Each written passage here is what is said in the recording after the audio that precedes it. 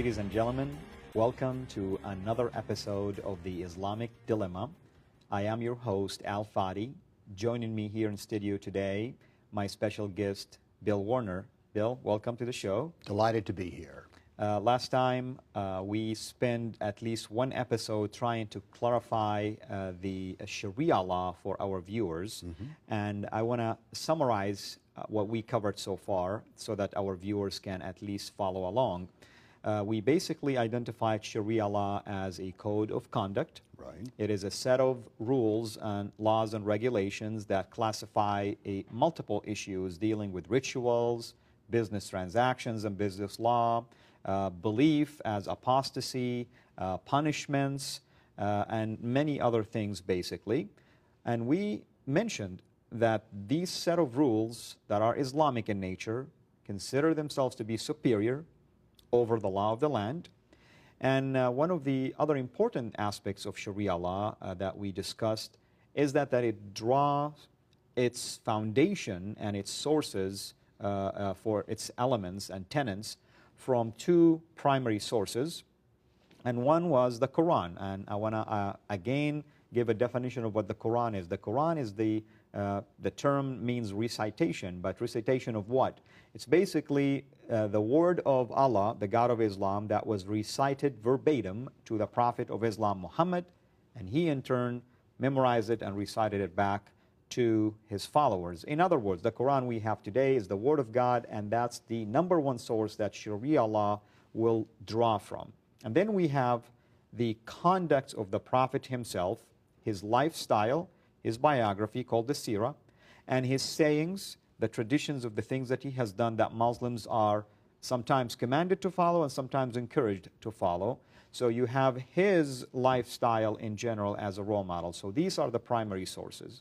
We also mentioned two additional sources. We call them secondary sources. One is the consensus of the Islamic scholars, an agreement on something, and they would issue what we called fatwa bill, and fatwa basically is becoming a household terminology these days. And I gave an example last time of what a fatwa might look like. I'm going to give another example right now so that people can follow along of what exactly we mean. This fatwa actually had to deal with someone in Germany, but it was issued by an Islamic scholar or a mufti. The word mufti is stemming from fatwa. It's someone who can issue a decree. Right. And he's located basically, at least at that time, at the time the fatwa was issued in the year 2002, he was located in Camperdown, South Africa. And here's the question. It says this: I am a 45-year-old married man, and I want to basically marry a 15 years old, and I do have sexual desires after her. I asked my wife if I can marry her, and my wife basically told me that the age difference might cause me some problem. So I would like to basically ask you, Mr. Mufti, to share with me your decision about this. Here's the response that you say. According to Sharia, if a girl is a minor and did not attain her puberty yet, and in this case, I believe he's referring either to 15 or 12 years old. You know, he mentioned both. She may be given in marriage by her father. So if she is, let's assume she's 10, 11, 12, 13, even 15, maybe she did not yet reach the age of puberty, she's considered to be a minor. Her father can basically give her away in marriage. And the gentleman who asked the question says that both the girl and her father agreed to this marriage, and the response was, as long as they both agreed, then there should be no problem. So this is an example of what we called a fatwa. So basically, he is issuing a fatwa from South Africa using Sharia law to someone who lives in Germany, even if the German law prohibits an action like this. And this is a sample of what we mean that Sharia law will trump the law of the land. And finally, we talked about a last secondary source, and we called it the analogy, and that's to take an existing known law or code of conduct or a punishment found in the Quran and the Hadith, and try to use it as a basis for a parallel decision for another crime or another conduct or action that actually was not mentioned in either the Hadith or the Quran. Bill, let me ask you this question. I'm going to try to play the devil's advocate. Isn't Sharia law basically something that deals with religion only and has nothing to do with politics at all? This is a common defense, and as a matter of fact, I have seen this trotted out when any time a legislature wants to limit Sharia in some way, which is beginning to happen at the state level. The Muslim Brotherhood and other Muslim public figures go, oh, you're discriminating against us. This is only about religion. You're trying to keep us from praying. You want to make it illegal for us to even wash our feet before we pray. But this is all a shadow game, because the prayer part no one cares about outside of Islam. So, but this is what's trotted out. Oh, it's just religion. It's just religion. And furthermore, the First Amendment, if it's in America, is drug out to say, we have the Sharia law in full practice, we should be allowed, because it's just our religious law. But it's much more than religious law.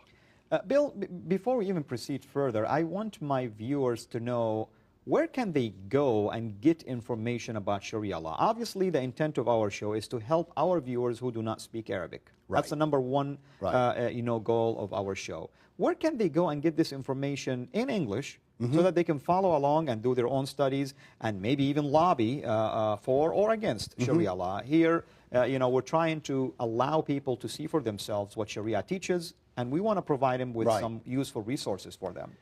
If you like big books, a source text is The Reliance of the Traveler, which can be bought on Amazon.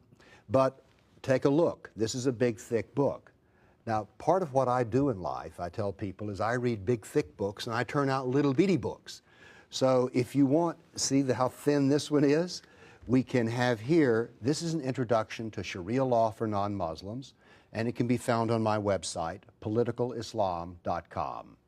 And then there's halfway in between, and Al has a copy of this. Yes, and this is what is called the Sharia, the Threat to America. And it's actually put together by a team called the Team B2, and it's called Report by Team B2. It's a government, actually, report that was put together by specific analysts and security analysts, researchers. This is also available online. People can just type up the name, and they can find the whole document, actually, in a PDF format. And I, too, like to simplify things and take big information and put it in a way that is easy for people to read. You can go to my blog, the QuranDilemma.com, and you can find a number of articles there that deal with parts of Sharia law, and also I'll be posting another specific multi-part article in the coming weeks that has to do with Sharia law.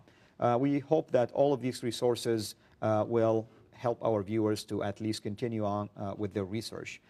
Before even we proceed with our discussion about Sharia law, I would like to show more examples of what the Quran teaches, for instance, about freedom of religion, for instance. If someone decides to leave Islam, Bill, what is their punishment? I am one of those people who left Islam.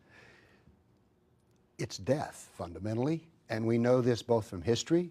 The first caliph, Abu Bakr, what was his biggest political job? War against the apostates. And of course, he went and fought them because they decided that they want to leave Islam. That doesn't sound to me that there is freedom of religion under this. It's not only freedom of religion. When we look at it closer, we'll see that this is actually freedom of thought.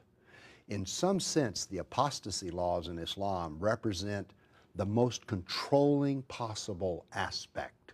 That is, human thought is not supposed to reach its own conclusions and from its own reasoning. I like to quote a dear friend of mine, a brother in the Lord, whom I heard him say this: you are free as a Muslim person to stay in Islam and live, or you are free to live and die. Exactly. So that's as close as you can get to freedom in Islam. In fact, I want to support some of this from the Quran. Here is a slide, and this is a verse that is coming basically from the Quran. It says, anyone who after accepting faith in Allah utters unbelief except under compulsion, basically, his heart remaining firm in faith, but such as an open their hearts to unbelief, on them is the wrath from Allah, and theirs will be a dreadful penalty. So, what is the dreadful penalty? If we go now to the next slide and we see what the Prophet is saying, the Prophet is saying in a hadith that we used earlier, it says, "It is not lawful to shed the blood of a Muslim except for one of three sins, and one of those sins is the sin of treason." Notice it's called treason. It has a political connotation to it, meaning if a person renounces Islam and thus leaving the community to join the enemy camp in order to wage war against the faithful. Notice, by leaving Islam, this is a political treason. You are automatically assumed to be part of the enemy camp. Right. And once you are part of the enemy camp, it is believed now the enemy's intent is to destroy Islam, whether you do it or not. Right. So this means that people in Europe, in the US, and in any other non-Islamic countries are classified as such, enemies of Islam, and their intent is to destroy Islam. In fact, I want to add another piece of information, and you probably have read this before. Islam actually divides the whole universe into two houses, the house of peace and the house of war. Bill, if you've done any studies on that, would you like to elaborate on this?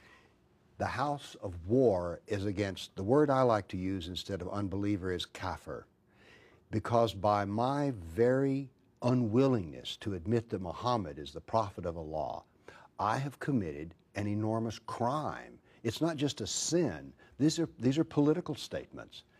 Why? I just don't believe that Muhammad is the prophet of Allah, therefore I am the enemy of Islam. And things can be done to me as an enemy that are dreadful.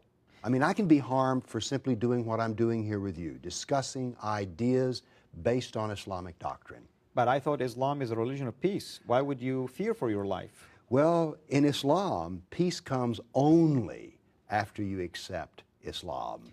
In fact, I want to support what you're saying. One of the verses that are found in chapter 9 of the Quran, verse 29, states it clearly that anyone who does not follow the religion of Islam, does not believe in the God of Islam, does not believe in the messenger of Islam, does not prohibit what Islam prohibits, even if they were followers of other books, other scriptures, Christians and Jews, for instance, that they must be fought. Yes.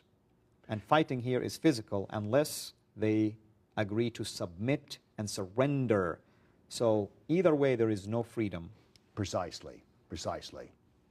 Moving right along here, I'd like to show also other examples. Democracy, for instance. Here is one of the well-known muftis of the Muslim Brotherhoods. His name is Yusuf al-Qaradawi, and of course, you can always read these quotations on one of these resources that we mentioned to you. And regarding democracy, this is what he says. The Sharia cannot be amended to conform to changing human values and standards. Rather, it is the absolute, notice the word absolute. In other words, that Muslims actually cannot make any changes to it. And it's the absolute norm to which all human values, that means Muslims and non-Muslims, and conduct for Muslims and non-Muslims must conform. So your conduct, Bill, under Sharia law, right now, does not conform to what Islam teaches. No, and I can suffer a penalty for that. But we come back to, it's incredible that Sharia law, its purpose is to rule over me whether I like it or not.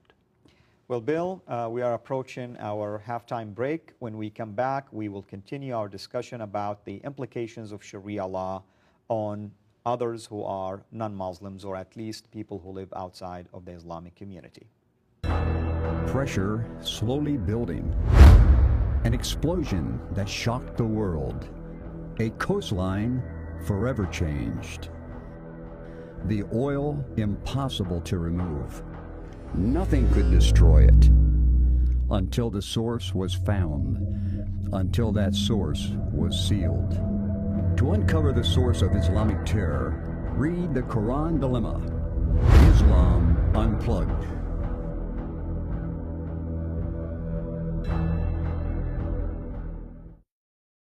Welcome back to our Islamic Dilemma show.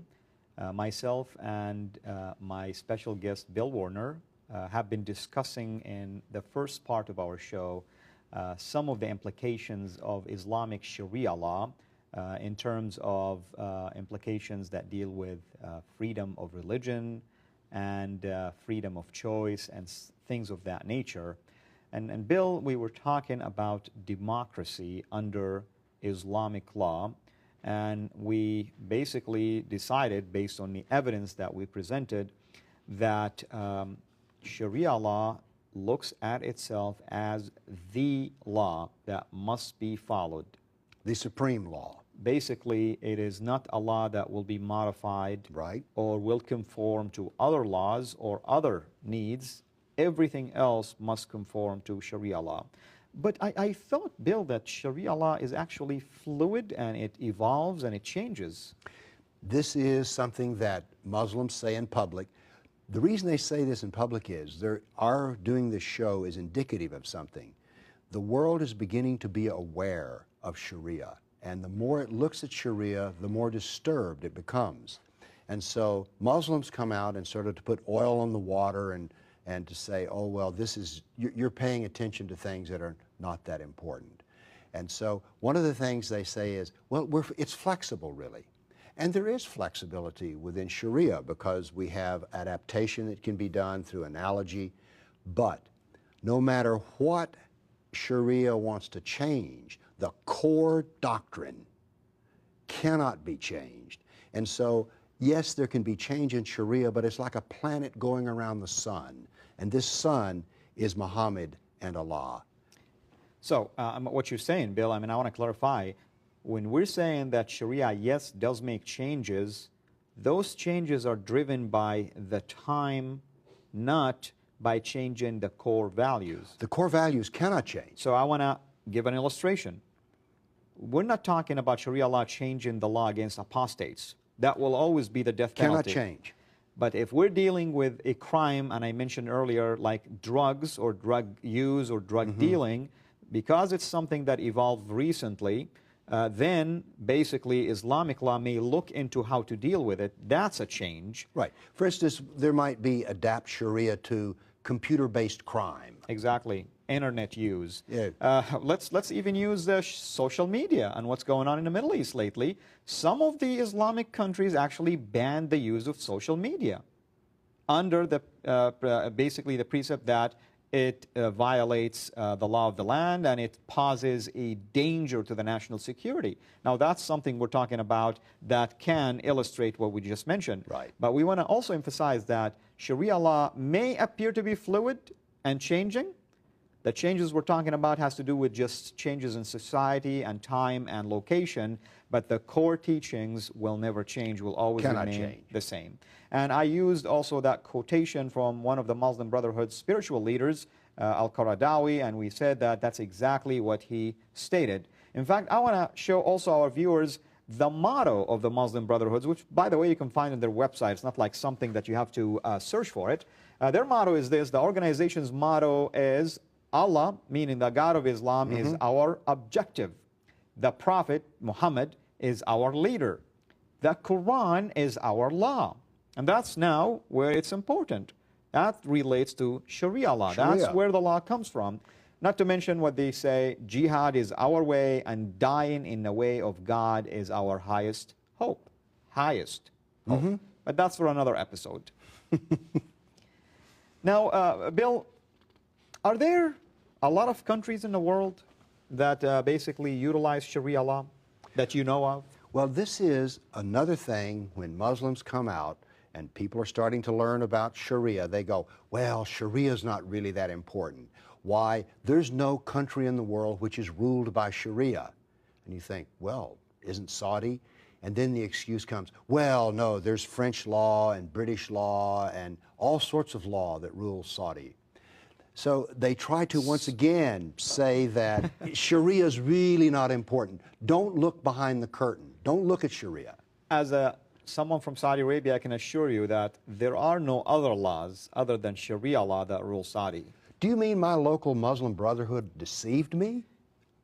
I'm not going to accuse anyone of deceiving you, but let's try to be fair to them and say maybe they lack information, or at least they need to go and do their own research. And this is really what's frustrating sometimes, is like no matter what kind of resources are used to prove, even if we use Quranic verses, to prove that the information we're offering, we're providing, is actually built upon solid sources, it's not our own opinion, we're always faced with this dilemma that we're given multiple opinions, and we're given basically what I call the sanitized version of Islam that you only hear in Western nations.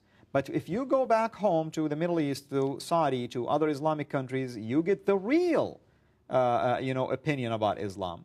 So which Islam are we following? Are there two Islams here, or is it one Islam? Well, I guess we could say there's two Islams. There's the one that you and I bring forth, and then there's the covering, which are the honeyed words of an apologist for Islam. Let me give you an example. This is from my personal life. I gave a lecture on Sharia law that lasted for 45 minutes.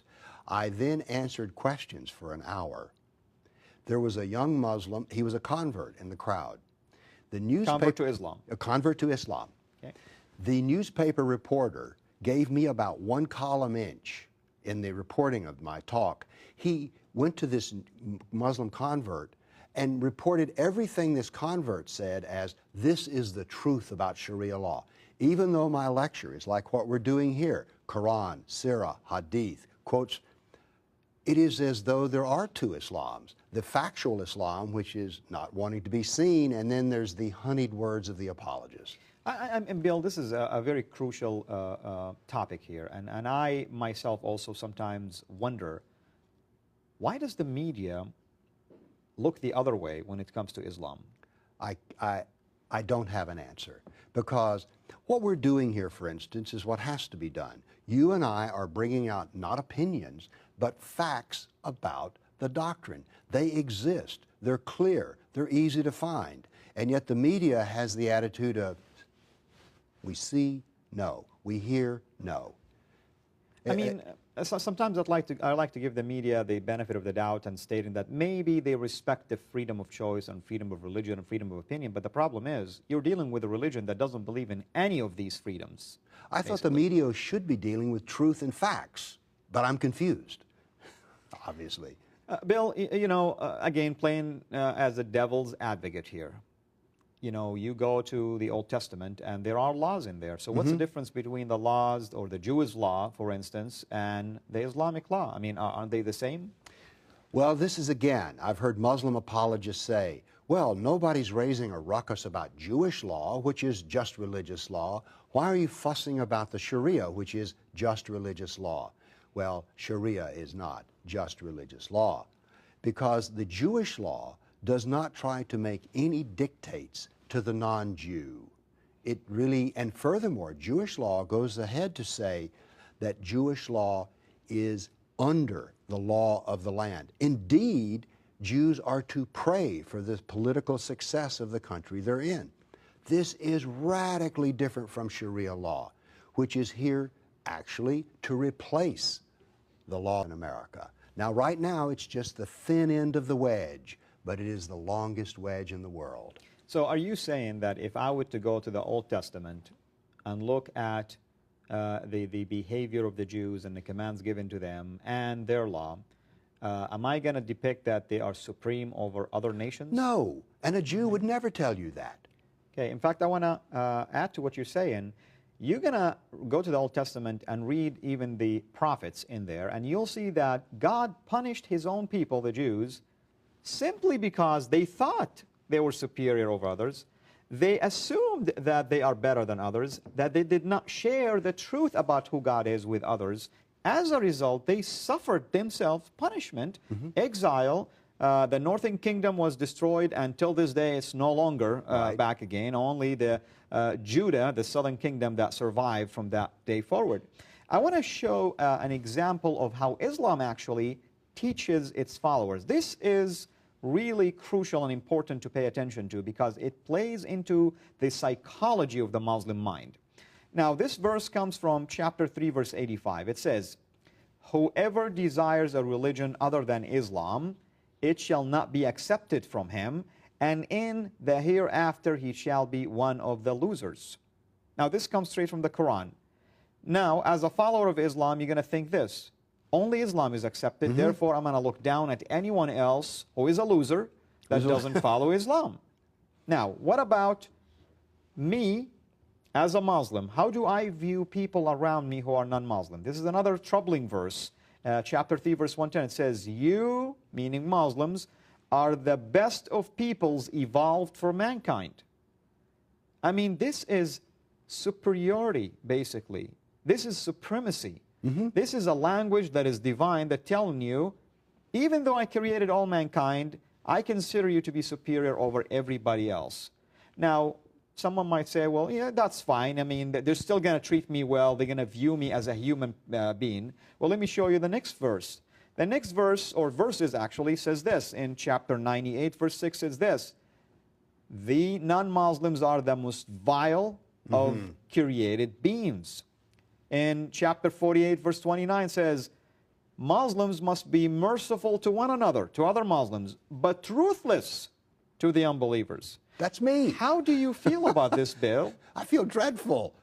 I mean, simply for waking up in the morning, I'm wrong, and I should be suppressed.